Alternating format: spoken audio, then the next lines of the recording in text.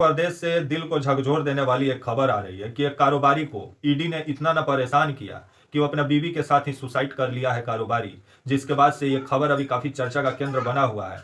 तो वहीं ईडी और सीबीआई जो जांच एजेंसियां हैं जो भारत सरकार की, इस पर भी विभिन्न सवाल खड़ा होता है। आइए पूरी खबर समझाएंगे, बताएंगे, वीडियो को अंत तक देखिएगा तभी समझ पाएंगे। नमस्कार, मेरा नाम विश्वजीत कुमार और आप देख रहे हैं वाक फॉर इंडिया न्यूज।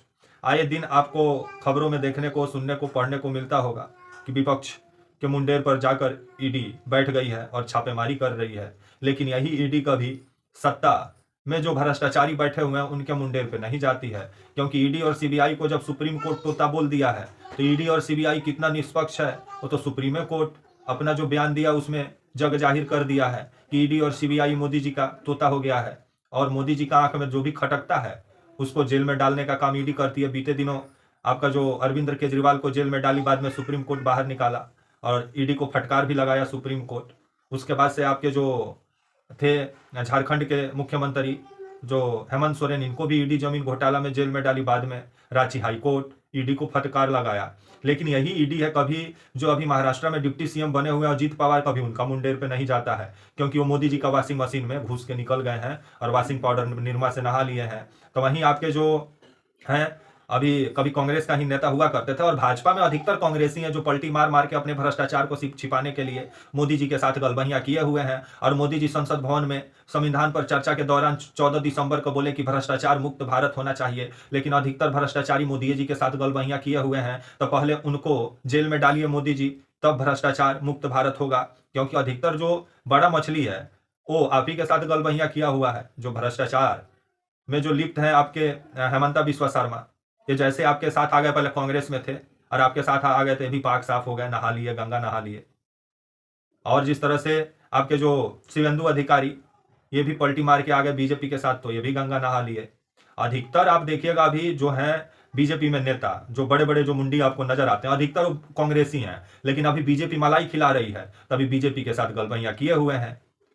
तो वहीं खबर जिस तरह से मध्य प्रदेश से आ रहा है, काफी दिल को झकझोर देने वाला, कि एक कारोबारी अपने पत्नी संग अपनों को अपने आप को जिस तरह से खत्म कर लिया है, जिसको लेकर के ईडी पर विभिन्न सवाल खड़ा होता है कि ईडी जिस तरह से विपक्षी जो आपके नेता हैं, जो विपक्ष को जो थोड़ा सपोर्ट करता है, उसके मुंडेर पर जिस तरह से जाके बैठने का काम करती है, वो भी कब जाके बैठ जाएगी इसका भी गारंटी नहीं है। और ये लोग 2 बजे रात में पहुंच जाते हैं, 1 बजे पहुंच जाते हैं। मतलब ये लोग, भूत भी ये लोग के आगे फेल हो जाएगा, क्योंकि भूत पिचास का समय होता है 1-1:30 बजे से 12-1 बजे से। लेकिन 12-1 बजे से ये लोग खुद भूत पिचास बन के घूमता है। सब किस घर पे जाकर बैठ जाएगा भूत पिचास बन के, कोई नहीं जानता है।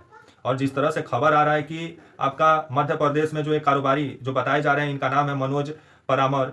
ये मनोज परामर और आपके जो इनकी पत्नी है नेहा, दोनों अपने आप को ही खत्म कर लिए।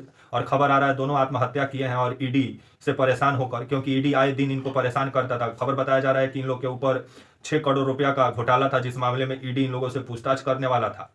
और बीते दिनों घर पर छापेमारी भी की गई थी, कुछ मिला नहीं। उसके बाद से खबर आया कि 9 और 10 दिसंबर को ईडी पूछताछ के लिए बुलाने वाला था। उससे पहले एक खबर आया कि शुक्रवार को जिस तरह से ये दोनों जो आपके बताए जा रहे हैं, मनोज परामर और आपकी जो नेहा, जो मनोज परामर की जो पत्नी है, दोनों सुसाइड कर लिया। और सुसाइड नोट में ईडी को जिस तरह से जिम्मेवार बनाए हैं कि ईडी की वजह से ये लोग ये लोग आत्महत्या कर रहे हैं, क्योंकि ईडी आए दिन इन लोगों को परेशान करती है। और जिस तरह से बीजेपी में शामिल होने के लिए दबाव बनाया जा रहा है, क्योंकि बीते दिनों राहुल गांधी जो भारत जोड़ो यात्रा पर निकले हुए थे, यही जो आपके मनोज परामर की जो बेटी थी, आपकी एक बेटी है 18 साल की जिया, जो राहुल गांधी को अपना गोलक दी थी जब मध्य प्रदेश में राहुल गांधी का भारत जोड़ो यात्रा पहुंचा था। जो वीडियो काफी वायरल भी हुआ था, जिया का जो 18 साल की ये लड़की है, और राहुल गांधी के साथ मुलाकात भी की थी, जिसके बाद से बीजेपी के निशाने पर ये फैमिली आ गया था मध्य प्रदेश में। उसके बाद ईडी और सीबीआई का छापा पड़ना और परिवार को परेशान करना, और जिस तरह से ईडी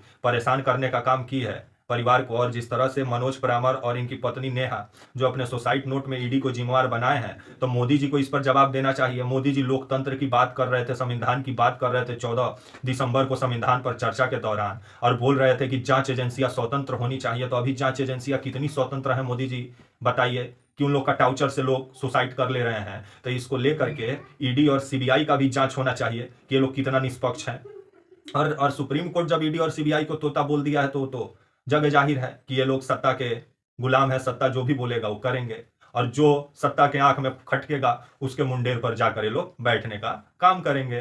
तो वहीं खबर जिस तरह से आ रहा है कि आपका शुक्रवार की यह घटना बताई जा रही है कि दोनों जो मनोज परामर और आपके बीते शुक्रवार को और इनकी पत्नी जो नेहा है दोनों सुसाइड कर लिए, क्योंकि इन लोगों का कहना था कि ईडी और सीबीआई घर से चेक करके भी गया, उसके बाद से पूछताछ के लिए बुलाया गया, उसके बाद से जिस तरह से परेशान किया जा रहा था और बीजेपी में जाने का दबाव बनाया जा रहा था, लेकिन बीजेपी में ये लोग शामिल नहीं होना चाह रहे थे और इन लोग का कहना था कि मरना पसंद करेंगे लेकिन बीजेपी में शामिल नहीं होंगे।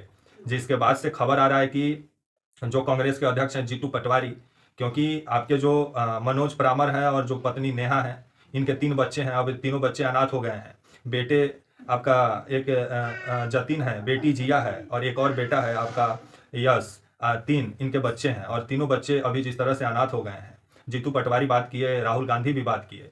तो वहीं आपके जो मनोज परामर हैं और नेहा जो इनकी पत्नी है, उनका कहना है कि मेरे बच्चों का ख्याल रखने का काम कांग्रेस पार्टी करेगी और राहुल गांधी करेंगे और उम्मीद जताते हैं कि आने वाले समय में राहुल गांधी बच्चों का बेहतर भविष्य के लिए काम करेंगे। तो अगर देखा जाए कि आने वाले समय में ये जो 3 बच्चे अनाथ हो गए इनके लिए कांग्रेस पार्टी क्या करती है। लेकिन अभी जिस तरह से ईडी और सीबीआई का तानाशाही रवैया देखने को मिल रहा है, इसको लेकर के मोदी सरकार को थोड़ा ईडी और सीबीआई को थोड़ा समझाना चाहिए कि किसी को आप आरोपी बना रहे हैं तो इसका मतलब ये नहीं है कि वो पूरे तरीके से उस पर आरोप सिद्ध हो गया है। और जिस तरह से राजनीति के लिए ईडी और सीबीआई का जो इस्तेमाल हो रहा है, ये भी विभिन्न सवाल खड़ा करता है। सुप्रीम कोर्ट को इसका संज्ञान लेना चाहिए कि अगर कारोबारी विपक्ष के नेता के साथ अगर उसका थोड़ा साठगांठ है तो ये तो कोई मतलब गलत बात तो नहीं है, क्योंकि सत्ता का जब साठगांठ कारोबारी के साथ है तो विपक्ष का साठगांठ कारोबारी के साथ हो जाएगा, तो इसमें क्या गलत है।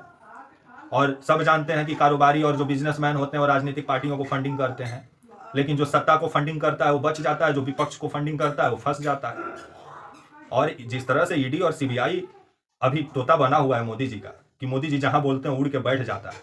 और ये जो आपका ईडी का जो टाउचर से जो आपके ये 2 आपके मियाँ आपके जो हस्बैंड वाइफ जो बताए जा रहे हैं, मनोज परामर जो कारोबारी हैं, इनकी पत्नी नेहा जो दोनों आत्महत्या किए हैं, इसको लेकर के मोदी सरकार को जवाब देना होगा कि ईडी और सीबीआई का जिस तरह से इस्तेमाल किया जा रहा है विपक्ष को खत्म करने के लिए, लेकिन सत्ता में बैठे जो भ्रष्टाचारी हैं उनके घर पर ये कभी ईडी और सीबीआई नहीं जाता है।